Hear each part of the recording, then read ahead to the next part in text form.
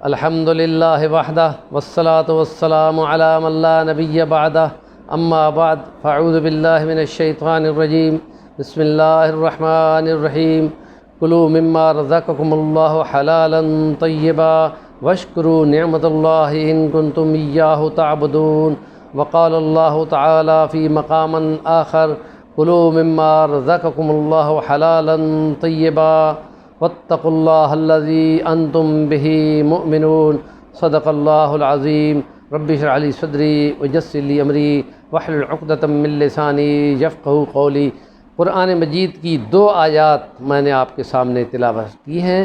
ایک صورت مائدہ کی ہے اور ایک صورت نحل کی ہے 14ویں پارے میں، اور اس میں ہے کہ اس اللہ سے ڈرو جس اللہ پہ تم ایمان لائے ہو، اور حلال کھاؤ اور عمدہ کھاؤ اور شکرانے بولو۔ اور دوسری جو المائدہ میں ہے اس میں ہے کہ اللہ سے ڈرو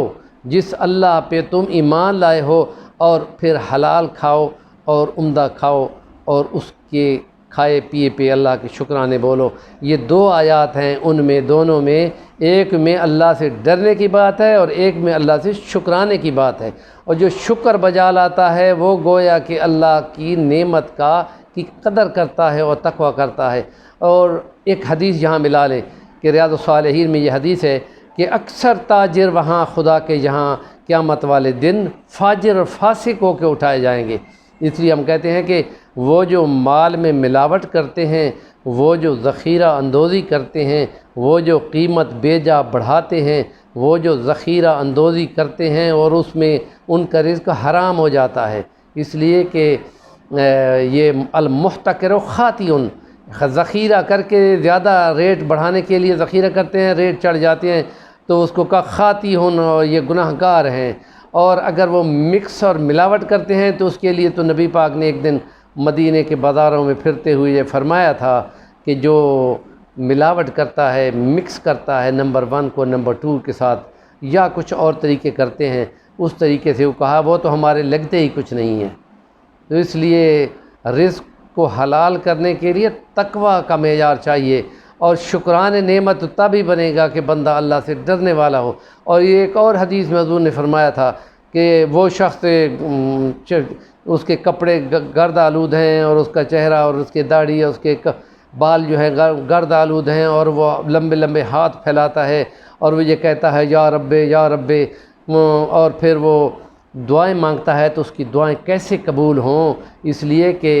اس کا لباس بھی حرام کا ہے، اس کی غذا بھی حرام کی، فَأَنَّا يُسْتَجَابُ لَهُ، اللہ کے یہاں رزق حرام کی عبادت بھی قبول نہیں، دعائیں تو جگہ پہ رہیں۔ اس لیے بہت اہم ہے کہ وہ جو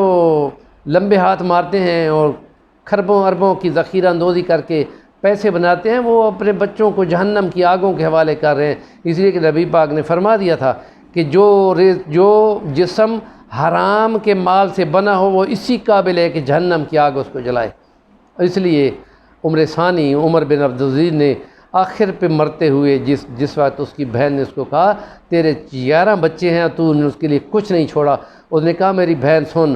میں ان بچوں کی وجہ سے جہنم کی آگ برداشت نہیں کر سکتا، میری اتنی ہمت نہیں ہے۔ باقی رہا ان کی غربت اور ان کا مال اور ان کو پیسے اور ان کا کھانا پینا، وہ خدا کے ذمے ہے۔ اور خدا نے پھر دنیا کو دکھایا کہ 10 سال کے اندر وہ بچے جو عید کے دن اچھے کپڑے پہننے سے بھی محروم تھے حلال کی وجہ سے، ان کے بحری جہاز، کپڑوں کے بھرے ہوئے بحری جہاز لنگر انداز ہوتے تھے اور وہ غریب غربا میں صدقہ کرتے تھے۔ یہ نہیں ہے بات کہ رزق حرام بے خوف ہو کہ رزق حرام کھاؤ اور پھر